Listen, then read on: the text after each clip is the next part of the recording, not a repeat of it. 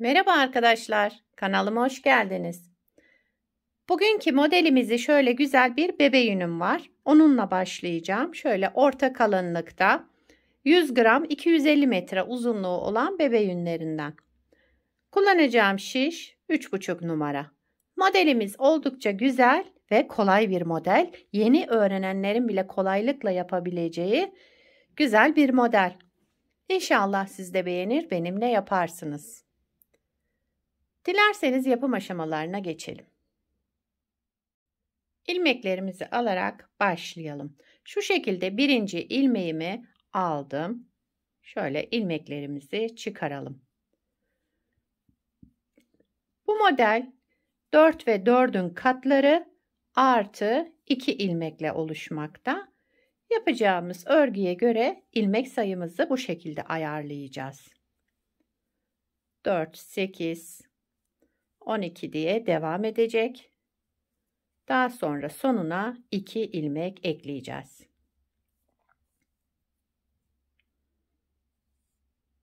Şöyle sayalım. 1, 2, 3, 4, 5, 6, 7, 8, 9, 10, 11, 12, 13, 14, 15, 16, 17, 18. 18 ilmekle modelimizi kurmaya başlayacağız. Kenar ilmek olarak şöyle bir ilmek ayarladım. Daha sonra 4 ilmek, 4 ilmek, 4, şöyle göstereyim. 4 ve 4. Sonuna da tekrar 1. Yani 4 ve 4'ün katları artı 2. Modelimizin birinci sıra ön yüzündeyiz. Bu model lastik istemiyor arkadaşlar. Ben de lastiksiz başlayacağım ama isterseniz lastiğin üzerine de başlayabilirsiniz. Birinci sıra ön yüzündeyiz. Kenar ilmeğimi örmeden, ilk sıra olduğu için ördüm. Kenar ilmeğinden sonra bir ters ilmek. Bir doladım. Şu şekilde 2 ilmeğimi bir düz örerek kestim. Şöyle. Daha sonra 2 ters ilmek arada 1, 2 ters ilmek ördüm. İpimi bir doladım. 2 ilmeği bir düz örerek kestim. 2 ilmek ters, 2 ilmek ters ördüm. Bir doladım. 2 ilmeğimi düz örerek kestim. 2 ilmek ters, bir doladım. 2 ilmeğimi düz örerek sola doğru kestim. Kenarda bir ters ilmek. Sıra başında da kenar ilmeğinden sonra bir ters ilmek örmüştük. Bir ters ilmekle bitirdik. Kenar ilmeğimi de ördüm. Birinci sıra ön yüzünde bu işlemleri yaptık. İkinci sıra arka yüzündeyiz modelin. Kenar ilmeğimi örmeden aldım. Bir düz ilmek. Zaten ilmeğimiz düzdü. Düz olarak ördüm. 2 ters. Bu ilmeğim ve şu doladım yani ajuru da ters olarak örüyorum. Sırada 2 düz ilmeğim. 2 düz, 2 ters. Şu kesme yaptığım işlem ve ajurumuzu ters örüyoruz. Aradaki ön yüzünde 2 tersimiz vardı. Onları da arka yüzünde düz olarak örüyoruz zaten. Şöyle 2 ters, 2 düz.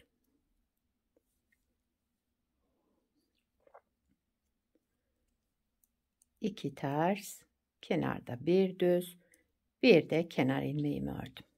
İkinci sıra arka yüzünde bu işlemleri yaptım. Şimdi üçüncü sıra ön yüzündeyiz. Modelimiz 4 sıradan oluşmakta. Kenar ilmeğimi örmeden aldım. Sıradaki ilmeğim ters, ters olarak ördüm. Şu 2 düze geldiğimde önce kesme işlemi yapıyorum. Daha sonra artırma yapacağız ajurunu. Birinci kurulumda bakın önce ajur yapmıştık, daha sonra kesmiştik. Şimdi üçüncü sırada önce kesme işlemi yaptım. Yine sola doğru bir kez doladım. Aradaki 2 tersimiz, 2 düzü kesiyoruz sola doğru. düz örerek daha sonra bir tane doluyorum. 2 ters, 2 ilmeği sola doğru düz kestim, 1 doladım. 2 ilmek ters ördüm. Bu 2 ilmeğimi sola doğru düz örerek kestim, 1 doladım. Kenarda 1 ters, bir de kenar ilmeğimi ördüm. 3. sıra ön yüzünde bu işlemleri yaptık. 4. sıra arka yüzünde kenar ilmeğimi örmeden aldım. Sıradaki ilmeğim düz olarak ördüm. Şu 2 ilmeğimi de ters olarak örüyorum. Ajurlu ilmeğimi ters ördüm, diğerini de ters ördüm. Yani 2 ters, 2 düz. İlmekleri gördüğümüz gibi bu ajurluyu ters örüyoruz. Orada şaşırmayalım. Zaten düzlerimiz belli. Düzleri düz olarak örüyoruz. Diğer 2 ilmeğimi de ters. 2 düz, 2 ters. Kenarda bir düz, bir de kenar ilmeğimi ördüm. Modeli bir kez kurmuş olduk. Bu 4 sıradan oluşmakta modelimiz. Hep bu 4 sıranın tekrarını yapacağız. Bakın bir kez kurmuş olduk. Modelimiz oldukça güzel ve yapımı da çok kolay. Yeni öğrenenlerin bile hemen yapabileceği bir model. Bir kez daha kuralım hemen. Modelimizin 1. sıra ön yüzündeyiz. Kenar ilmeğimi örmeden aldım. Sıradaki ilmeğimi ters örüyorum. Bir ters. Sıradaki 2 ilmeğe gelince önce bir doladım. Kenar ilmeğinden sonra bir ters ördüm, bir doladım. Sıradaki 2 ilmeğimi, bakın şu 2 düz zaten ilmeğim, sola doğru düz örerek kestim. Yani şu ajurlu ilmeğimizi önce sağda yapıyoruz, daha sonrakinde solda. Bakın ikinci model kurulumda yine sağda başladık. Bunu şaşırmayalım. 2 ters, bir doladım. Bu 2 düze gelince ikisini bir sola doğru kestim. 2 ters, bir dola, 2 düz ilmeğimi sola doğru örerek kestim. 2 ters, bir doladım. 2 düz ilmeğimi, bu öndeki ilmek ve arkadaki ajurlu ilmeğimi düz örerek.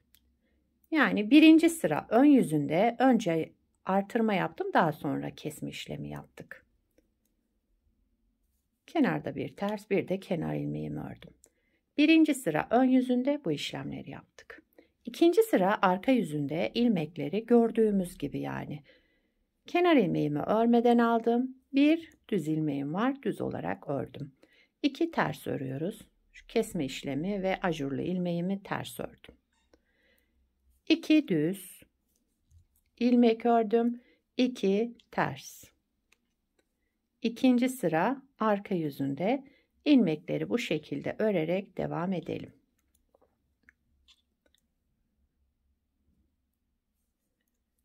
İki düz, 2 ters.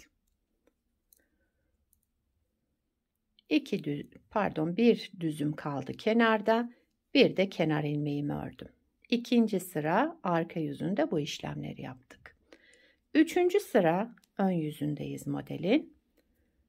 Kenar ilmeğimi örmeden aldım. Kenarda bir ters ilmeğim var. Yine ters olarak ördüm. Şu ajurlu kısma geldiğimde bakın şu ajurlu ilmeğim önde. Ondan arkasındaki ilmeğimi önce ikisini bir düz örerek kestim. Daha sonra bir doladım. Dolama işlemi dediğim gibi önce bu bir ilmeğin önce sağında daha sonra solunda yapıyoruz. Yani 1. sırada sağında önce artırmayı yaptım, daha sonra kestim. 3. sırada önce kesme işlemini, sonra artırma işlemini yapıyoruz. 2 ters ilmek. Önce bu 2 ilmeğimi kestim. Sola doğru bir doladım. 2 ters ilmek. Önce 2 ilmeğimi kestim sola doğru. Daha sonra artırma işlemi yaptım. 2 ters ilmek, 2 ilmeğimi düz örerek kestim. Tek ilmeğe düşürdüm. Bir kez artırdım. Bir ters ilmek, bir de kenar ilmeğimi ördüm. 3. sıra ön yüzünde bu işlemleri yaptık. 4. sıra arka yüzündeyiz. Son sıramız. Bunu da yapınca modeli 2 kez kurmuş olacağız. Kenar ilmeğimi örmeden aldım. Bir düz ilmek ördüm bakın. Ajurlu ve arkasındaki ilmeğimizi de ters olarak örüyoruz. 2 ters, 2 düz. Arka yüzünde bu işlemler. Başka bir işlemimiz yok. Yani ilmekleri gördüğümüz gibi. Düzü düz, ajurlu ve yanındakini de ters olarak örüyorum. 2 ters, 2 düz. 2 ters, 2 bir düz, bir de kenar ilmeğini de düz olarak ördüm. Modelin 4. sıra arka yüzünde bu işlemleri yaptık. Bakın modelimiz ön yüzünde şöyle kabarık kabarık görünen bir model. Oldukça güzel. Bir de şöyle modelin ilerlemiş halini size göstereyim. Şunu da birazcık daha büyük bir parça yaptım size göstermek için. Bunda da yine lastik kullanmadım. Direkt modeli başladım. Modelimiz böyle arkadaşlar. Modelin arka yüzü de bu şekilde. Şöyle bir görüntüsü var. Kenar ilmeklerimiz. Yakadan başlama örgülerinizde de modelin şöyle bir görüntüsü olacak. Pek bir şey fark etmiyor. Yani model aynı.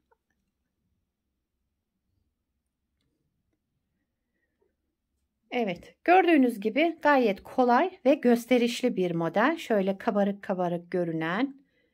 Şöyle her açıdan size göstereyim. Bugünkü modelimiz buydu arkadaşlar. Bu modelden yelek yapabilirsiniz, hırka yapabilirsiniz.